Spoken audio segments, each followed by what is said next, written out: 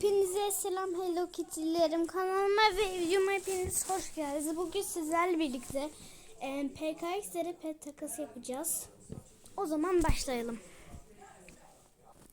Evet, ilk takasımız.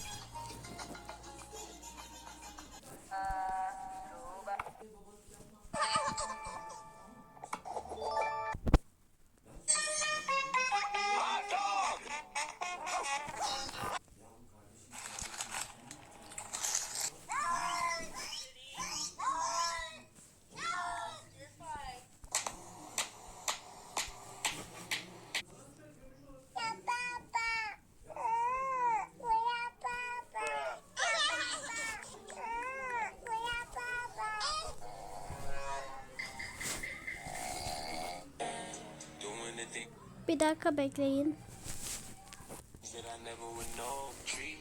Bakın, beni kandırırsa benlik değil. Beni kandırırsa şikayet edin. Adının kodunu görüyorsunuz. Beni kandırırsa şikayet edin. Tamam. Tabii.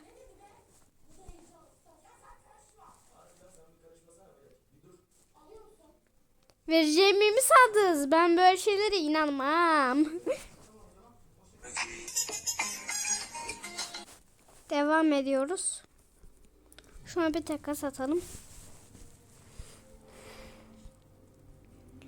Yeni takas bulup geliyorum. Evet, yeni takas bulduk.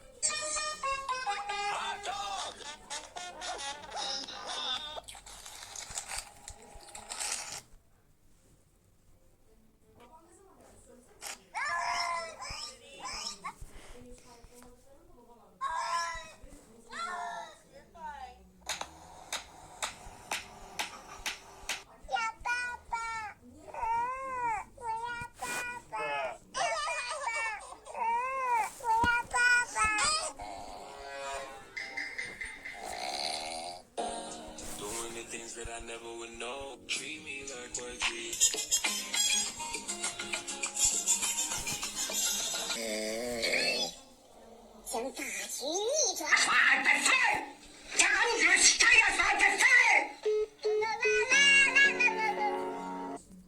Benim bugünkü videom bu kadardı. Görüşürüz.